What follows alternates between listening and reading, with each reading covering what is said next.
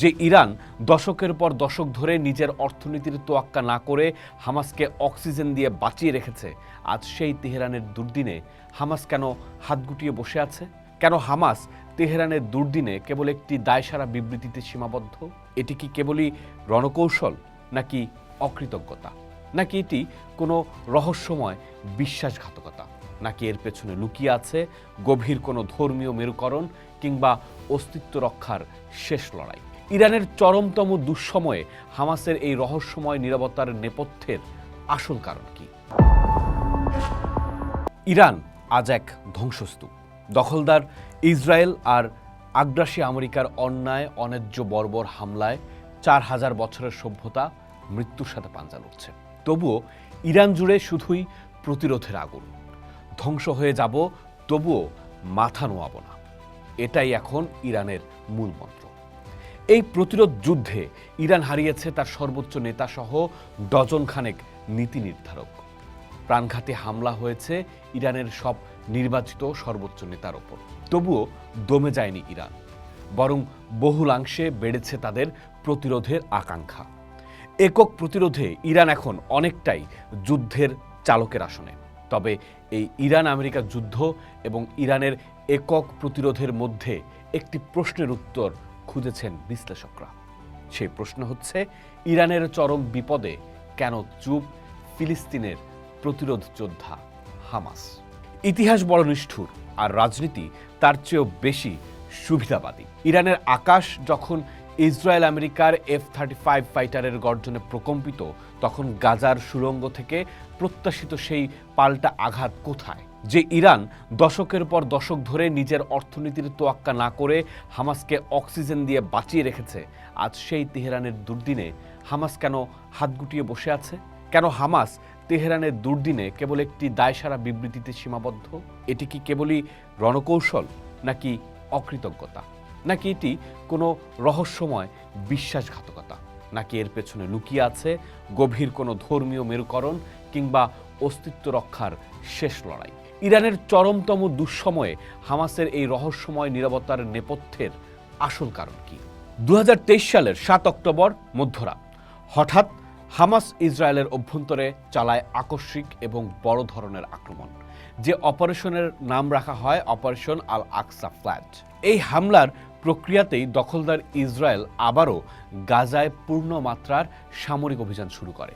হামাসের অপারেশন আল আকসা ফ্ল্যাট যে সফল হয়েছিল, তার প্রাণভ্রমরা ছিল ইরানের কয়েক দশকের নিরবচ্ছিন্ন সহায়তা। ওয়াল স্ট্রিট জার্নাল ও IRGCর রিপোর্ট অক্টোবর 2023 অনুযায়ী হামাসের 500 যোদ্ধাকে যুদ্ধের ঠিক আগে ইরানে বিশেষ প্রশিক্ষণ দেওয়া হয়েছিল।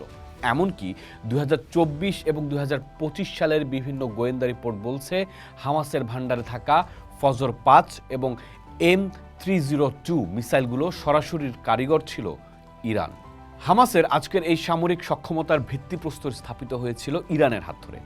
গাজার মতো একটি অবরুদ্ধ ভূখণ্ডে ইসরায়েলের আয়রন ডোম ফাঁকি দিয়ে শত শত রকেট ছোড়ার সামর্থ্য হামাস অর্জন করেছিল তেহরানের সরাসরি মদতে। IRGCর কুদস ফোর্সের সাবেক প্রধান কাসেম সোলাইমানি থেকে শুরু করে বর্তমান নেতৃত্ব সবাই হামাসকে ইসরায়েলের বিরুদ্ধে একটি আয়রনশিল হিসেবে গড়ে তুলেছিলেন। 2024 এবং 2025 সালের বিভিন্ন রিপোর্টে দেখা গেছে, হামাসের অস্ত্রের প্রায় 70%-ই উৎস বা প্রযুক্তিগত সহায়তা এসেছে ইরান থেকে। তাছাড়া তেহরানে হামাস নেতা ইসমাইল হানিয়ার শাহাদাতের পর ইরান যখন সরাসরি ইসরায়েলে মিসাইল বৃষ্টি ছুড়েছিল, তখন মনে হয়েছিল এই বন্ধন অটুট। কিন্তু 2026-এর এই মার্চে এসে দেখা যাচ্ছে এক উল্টো চিত্র। ইরান যখন অস্তিত্বের লড়াইয়ে, তখন হামাস কেবল একটি দায়সারা বিবৃতিতে সীমাবদ্ধ। 2026-এর এই অগ্নিগর্ভ সময়ে গাজা থেকে ইসরায়েলের দিকে বড় কোনো পাল্টা আঘাত না আসাটা কেবল বিস্ময়করই নয়, ইরান হামাস সম্পর্কের গভীরতা নিয়ে প্রশ্ন তোলার অবকাশও তৈরি হয়। এবার আসি ইরানে মার্কিন ইসরায়েলি আগ্রাসনের প্রতিক্রিয়ায় হামাসের দেয়া বিবৃতির ভাষার ব্যবচ্ছেদে। ভাষা কেবল কোনো নিরাপরাধ যোগাযোগের মাধ্যম নয়, পৃথিবীর সকল রাজনীতির উৎস হচ্ছে ভাষা। ফলে ভাষা কখনোই নির্বিবাদী নয়। ফলে মার্চ 2026-এর মাঝামাঝি সময়ে হামাসের রাজনৈতিক ব্যুরো থেকে ইরান হামলা প্রশ্নে যে বিবৃতিটি আসে তা বিশ্লেষণ করলে যে কেউ শিউরে উঠবেন। আল জাজিরা ও টাইমস অফ ইসরায়েল সূত্র বলছে, বিবৃতিতে হামাস ইসরায়েল ও ইরান উভয় পক্ষকেই আঞ্চলিক স্থিতিশীলতা বজায় রাখার স্বার্থে হামলা বন্ধের আহ্বান জানায়। যে ইরান হামাসের জন্য নিজেদের সার্বভৌমত্বকে বাজি ধরেছে, তাদের ওপর আক্রমণকারী ইসরায়েলকে একই পাল্লায় মাপা কি চরম অপমানজনক নয়? আমেরিকা ইসরায়েলি আগ্রাসনের মুখে ইরানের পাশে না দাঁড়িয়ে উভয় পক্ষ শব্দবন্ধটি ব্যবহার করে হামাস কি আসলে তেহরানের পিঠেই ছুরিকাঘাত করল না?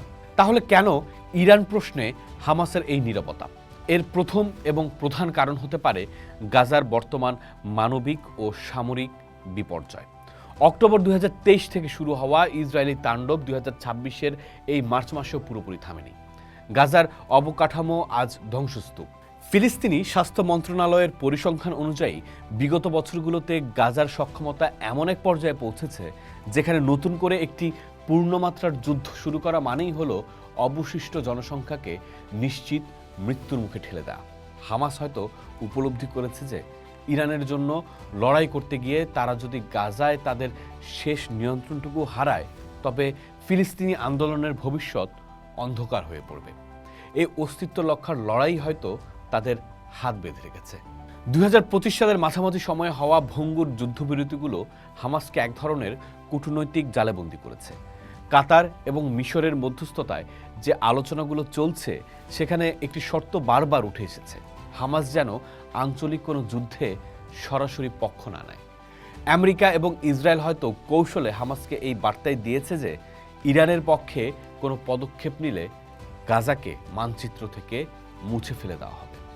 যদিও ইসরায়েল নিজেই সেই যুদ্ধবিরতি মানছে না এবং পবিত্র রমজানেও ফিলিস্তিনিদের রক্ত ঝরাচ্ছে, তবু হামাস নেতৃত্ব হয়তো ভাবছে এই মুহূর্তে ইসরায়েলকে কোনো বড় অজুহাত দেয়া আত্মঘাতী হবে।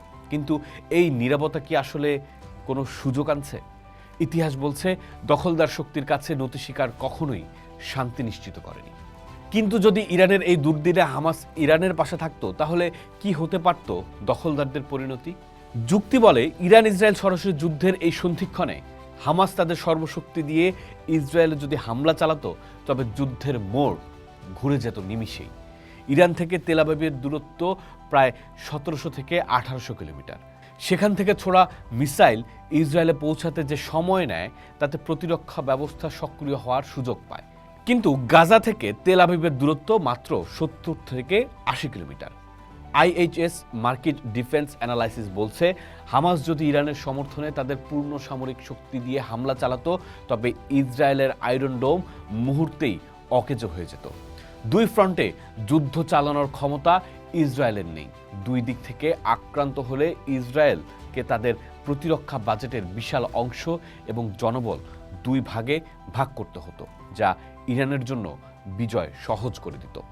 হামাসের একটি বড় পদক্ষেপ হয়তো মধ্যপ্রাচ্য থেকে ইসরায়েলি দম্ভের চিরস্থায়ী অবসান ঘটাতে পারত, কিন্তু হামাস তা করেনি।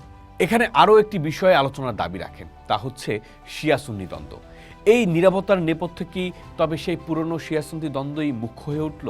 যদিও ইরান শিয়া এবং হামাস সুন্নি আদর্শিক মতভেদ তুলে ইসরায়েল ইস্যুতে এক হয়েছিল, কিন্তু সংকটের মুহূর্তে সেই পুরনো ফাটলগুলো কি আবার দৃশ্যমান হচ্ছে?